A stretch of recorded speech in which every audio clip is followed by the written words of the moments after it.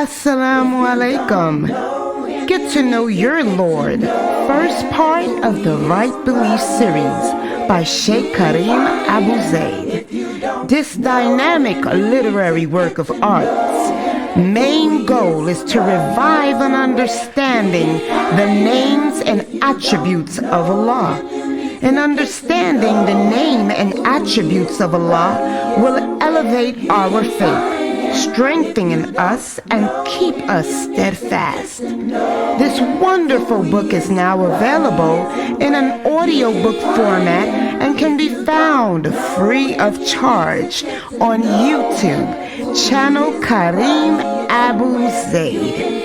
Get to know your Lord. You have nothing to lose.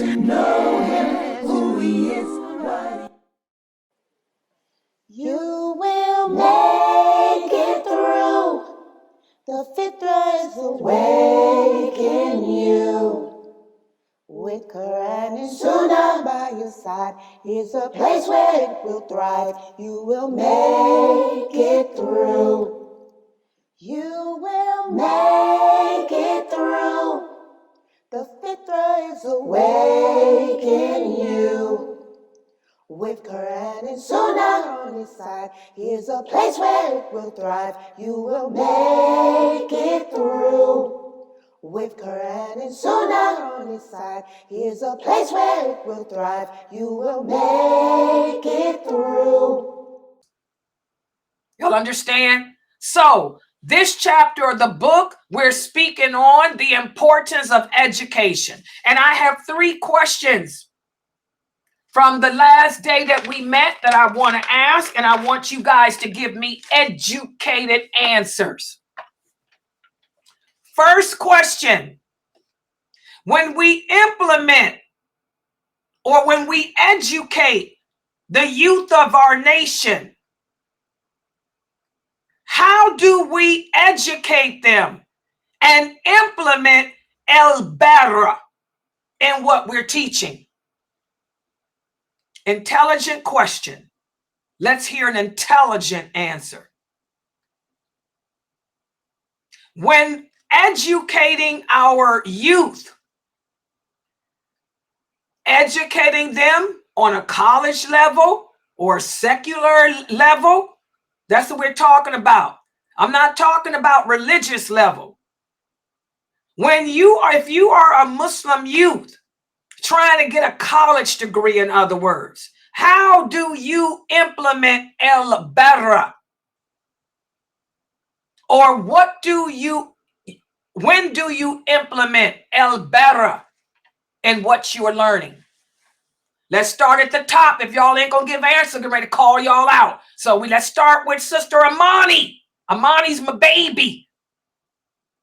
The children usually can answer.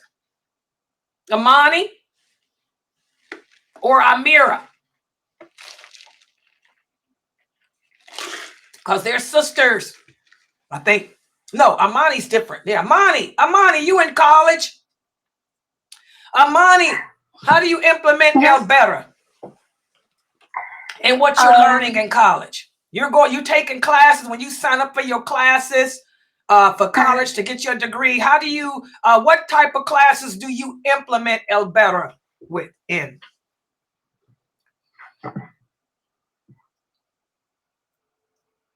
My baby. Okay. Do you all remember what Wal bara refers to? Wal bara means distancing. So in other words, what type of college classes do you distance yourself from? What type of college classes do you avoid?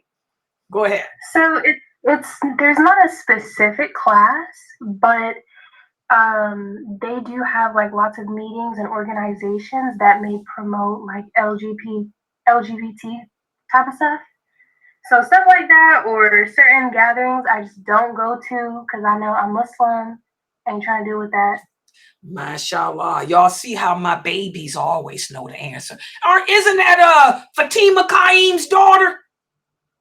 Yeah. That's what I'm talking about. That's 4th generation Muslim here in America, or 3rd. Yes, you 1, 2, you 3rd generation Muslim. Hello! Y'all hear her answer? Because grandpapa's over there in Indonesia. Alhamdulillah. Yeah. Alhamdulillah. Looking for number 3 yet? Oh, joke. Tell Grandpapa, let me know if he's looking for number 3. That's Imam Latif's community, y'all know, out of New York City. Imam Abdul Latif. Okay, yes, did y'all hear what she said? So how would you implement Wal bara when seeking education and your college degree? Like she said, she's going to school to get her degree because, again, she's a Muslim woman. She's going to be distinct. She's not going to allow any non-Muslim woman to stand out over her. She's not going to allow them to be more educated than her, but she knows what to avoid. She's going to avoid being a part of organizations that contradict La ilaha illallah and wal bara. She's going to avoid gatherings, having male partners and male group partners and stuff. Good job, Amani. Who else would like to share? Give me another example of implementing Wal bara in seeking education, when seeking education. Anyone else? She started you guys off.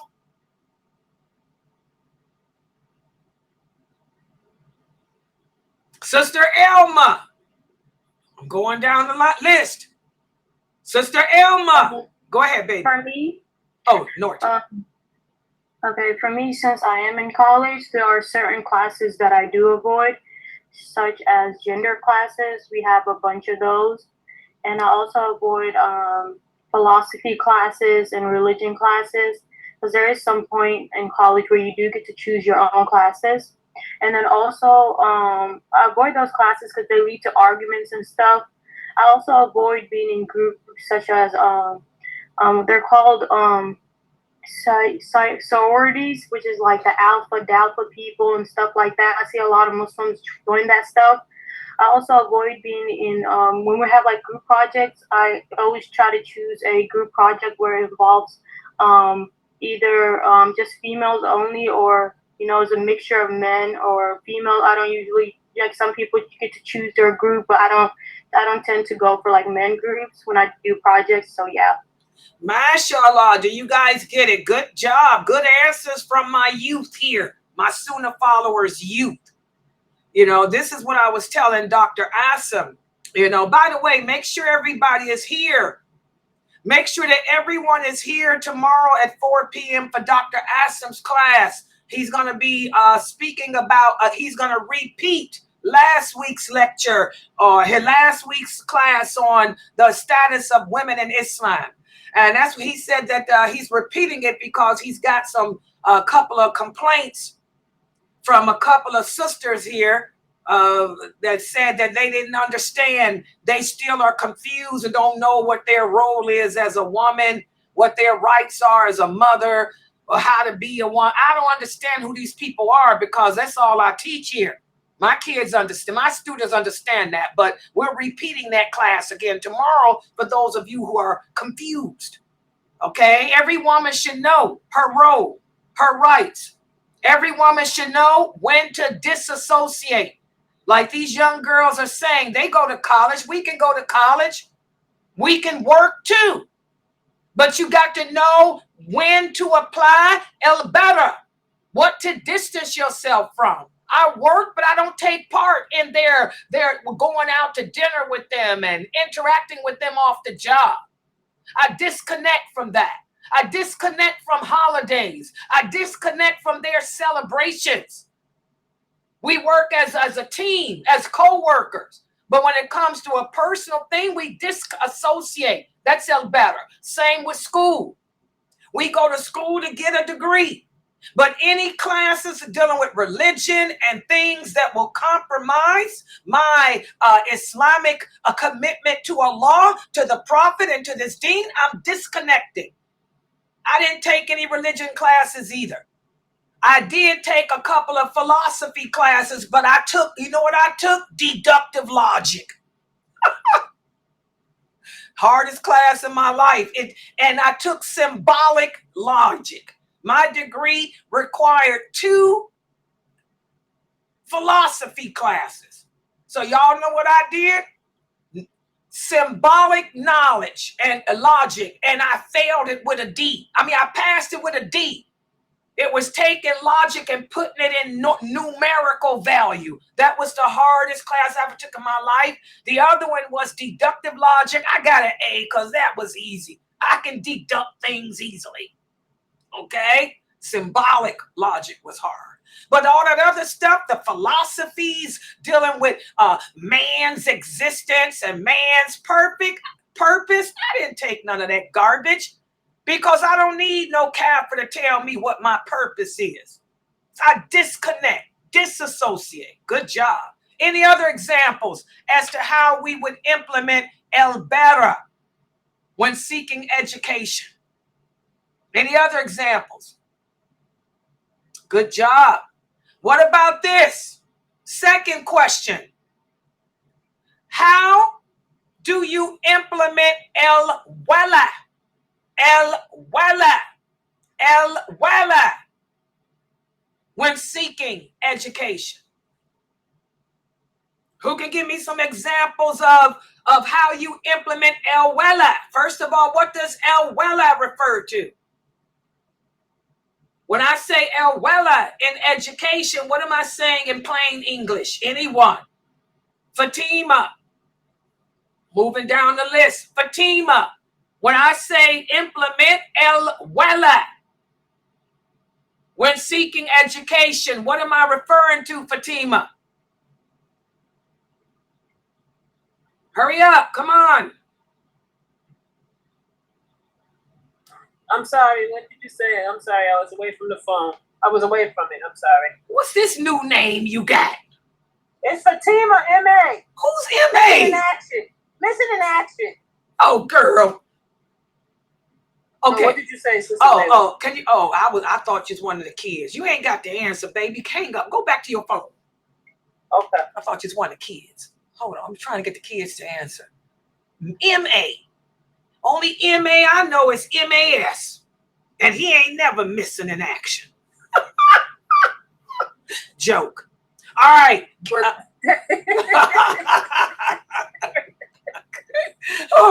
All right, let's see. Let me go down here to another one.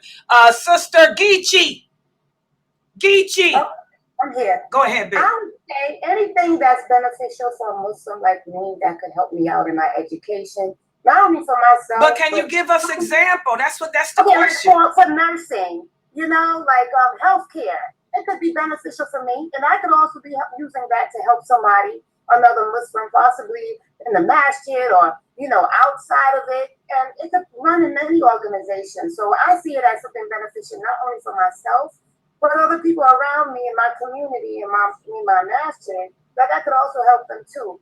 Anything that I could see that anything that I could see that not only benefits myself but someone else, another Muslim. Mashallah. Whether it's education, money, healthcare, so it's broad. That's just my. Good job. That's great examples. How do I implement allegiance or association? What type of classes I would take, in other words, that are not gonna compromise my Islamic identity. Okay, nursing classes, healthcare classes, math classes, business classes, all of these type of classes, would help not only me. Yes, they won't even. Yeah, go ahead. Yeah, help the immigrants or anybody who doesn't speak English. A lot of foreigners come in the masjid. I could even help them read. Exactly. Classes that will benefit not only you, but also the community at large. Good job. Y'all get it. And that's what Yeah, go ahead. Also, for me, I would try to join, if you're in college, I would try to join groups, that elevate your GPA to make you the best in your class, because even Allah tells us He wants us to be, on top, because Allah is one. So yeah. Exactly. To be distinct. Exactly. So mashallah, as you guys can see, The principles of wal bara, we are supposed to implement them in our daily lives all the time, even when it comes to choosing college classes, even when it comes to choosing a job, choosing a career. That's why I always tell my students here, go to school for nursing, go to school to be a physical assistant, anything in the medical field. You know, not just because it's money in that field, but also the jobs are there and you're benefiting yourself and the other Muslims around the world too. And, you know, this is barakah. These are blessings helping another person.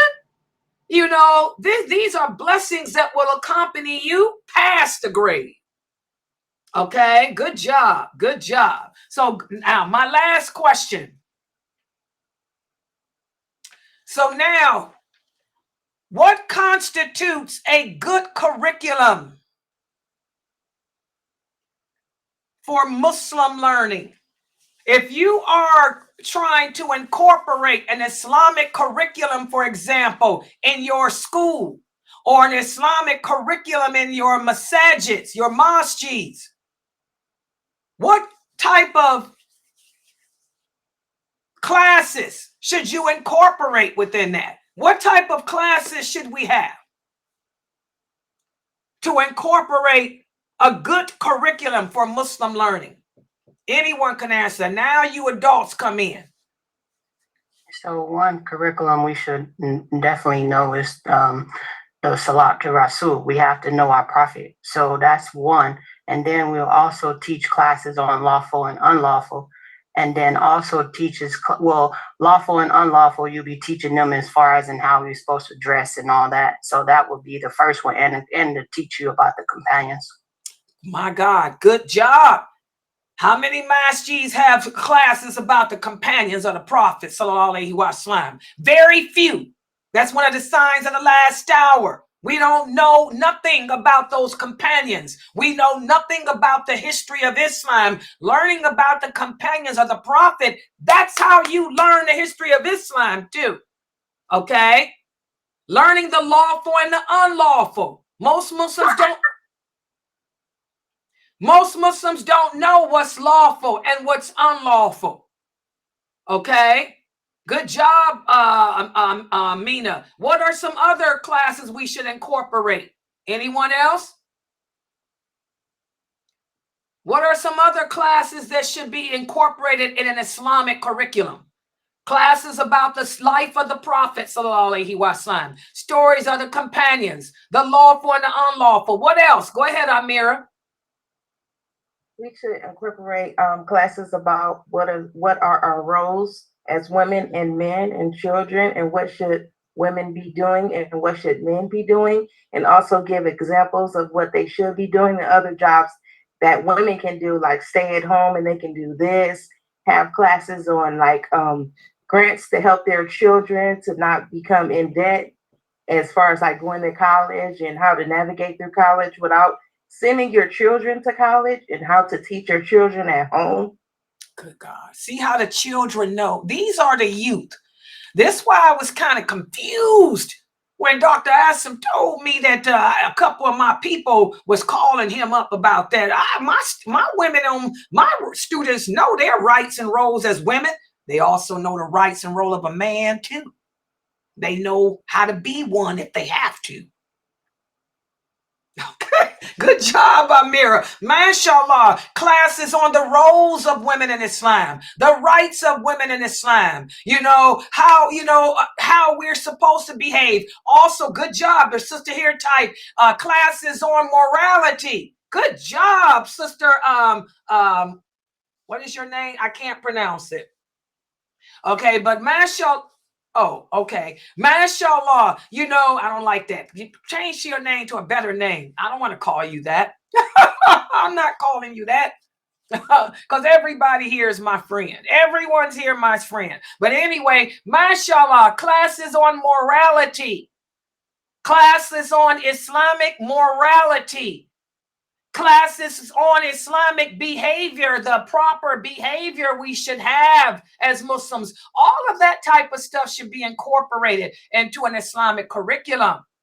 Mashallah. Yes, I was gonna say etiquette. I was gonna say etiquette classes. Yes, etiquette. Good job. Fatima. Etiquette, the etiquette of a Muslim woman and a Muslim man and children and all of that. Islamic etiquette. How about classes on building or unifying your Muslim community? Classes on unification. There she is. She done finally joined us. My best friend, Latifa. Where you been, Latifa? I was just life. Girl, yo, that's Ayub look just like Abed, girl. That picture of you and Ayub at the Eid, he looked just like his daddy. Alhamdulillah, he does. But he smiles like his mother. He does. He got your smile, and he's tall, real tall. I still don't know where he got that height from. Yeah. But mashallah, exactly, guys. It's all about how to build unity, how to establish solidarity together as a ummah. You know, all of these type of things should be included into the Islamic curriculum. And here we go.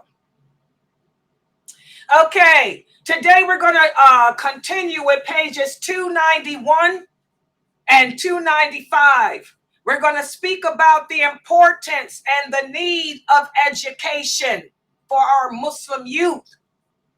Okay? Yes. Okay, good.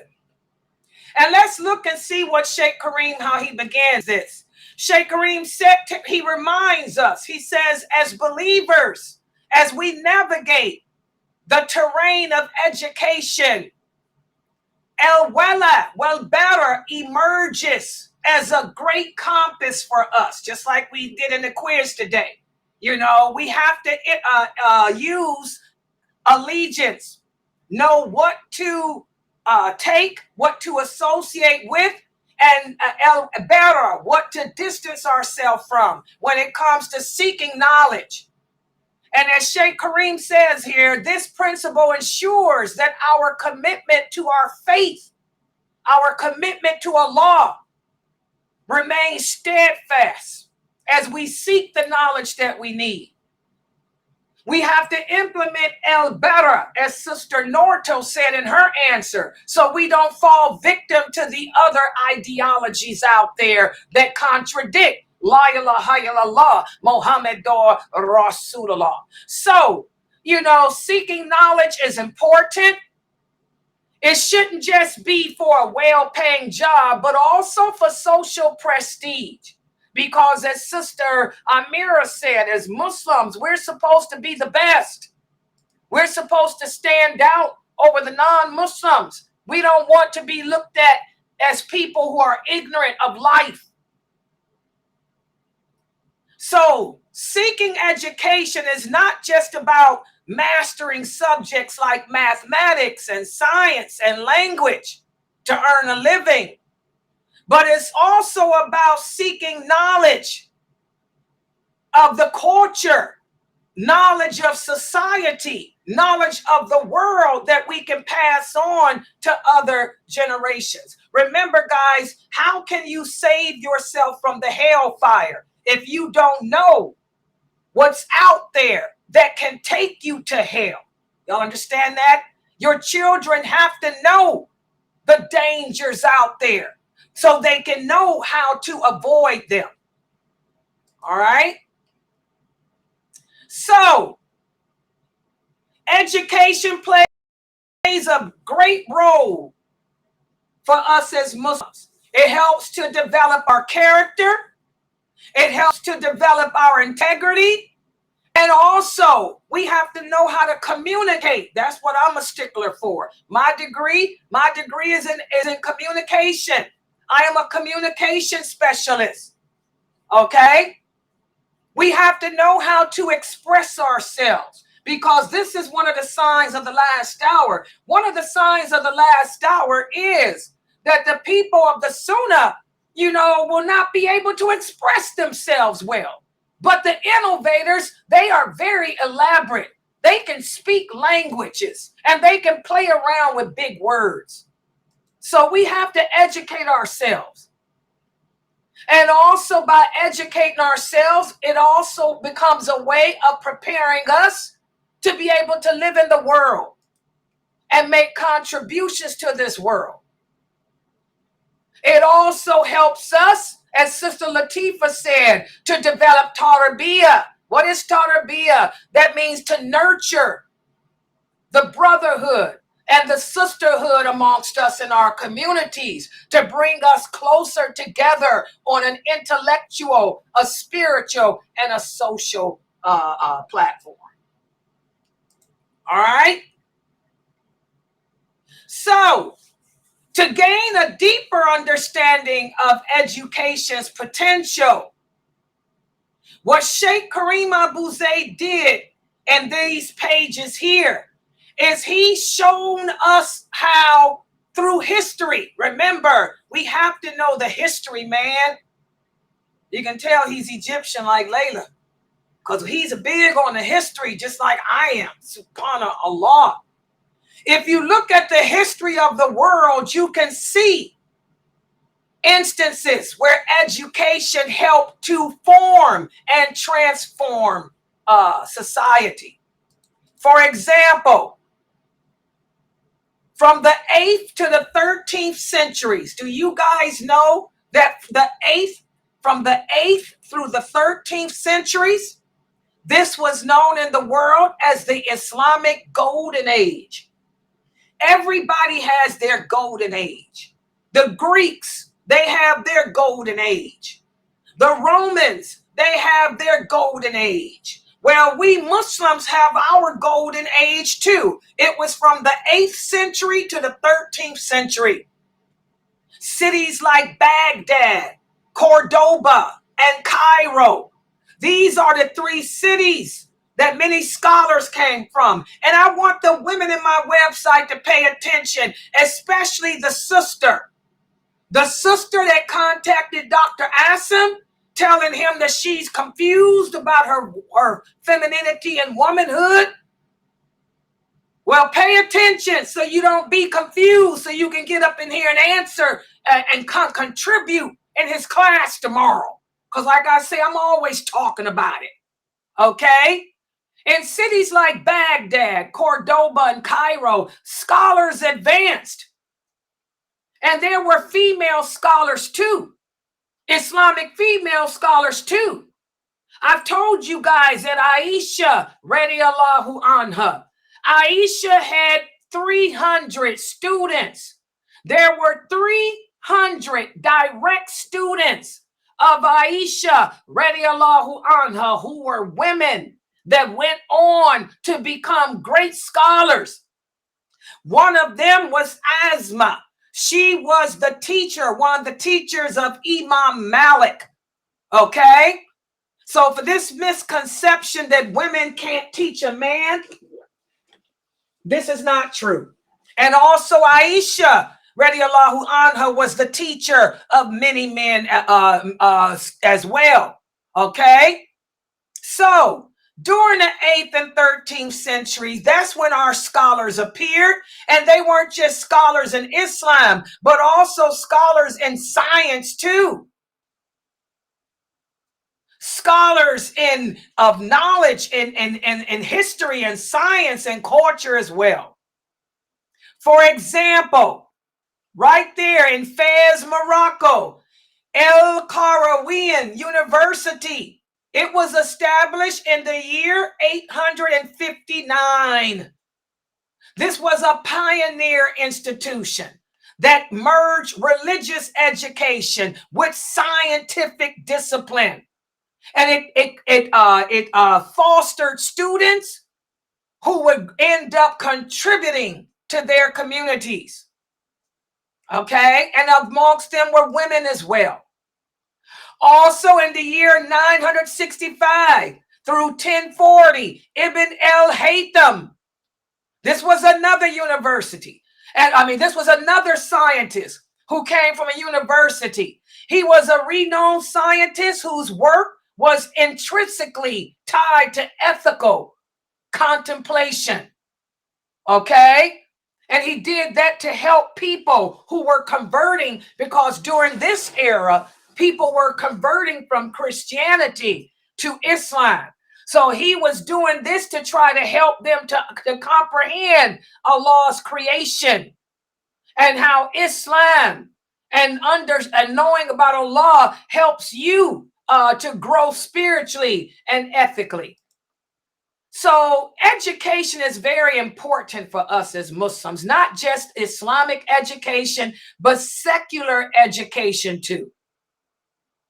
It's just that, as the Prophet Muhammad sallallahu alaihi wasallam said, each generation of people will become worse than the previous.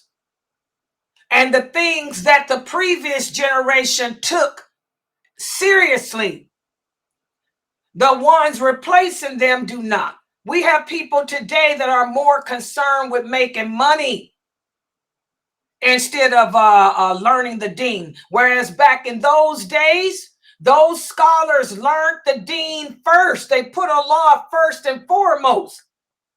And then they incorporated secular education. Now it's different.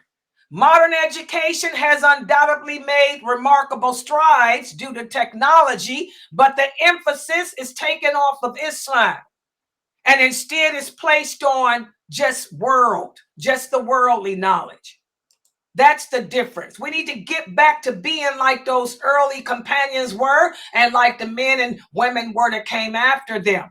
You know, they combined secular knowledge with Islam. They did not sit there and choose secular knowledge over Islam. And that's what we need to get back to. Remember, guys, back in those days, 8th century, the 9th century, the 10th century, even the 7th, I would say it all began in the 7th century. From the 7th century on, you know, when they learned about technology and worldly things, they always incorporated Islamic morality. They always incorporated Islamic ethics into what they learned. Okay? Even the non-Muslims did that. When the Greeks had their heyday and the Roman and Persians had their heyday, they also incorporated moral and ethical education into their curriculum. But unfortunately, the 20th century, we're not doing that. And this is what the rest of this chapter is going to focus on. And that's why I say I can tell that Kareem Abu Zayd put his heart into this, because the rest of this chapter focuses on how we deviated, how we lost the focus. Instead of us focusing, you know, on how to combine secular education with spiritual education, we've tossed the spiritual education to the side and we're focusing more on the secular. So I'm going to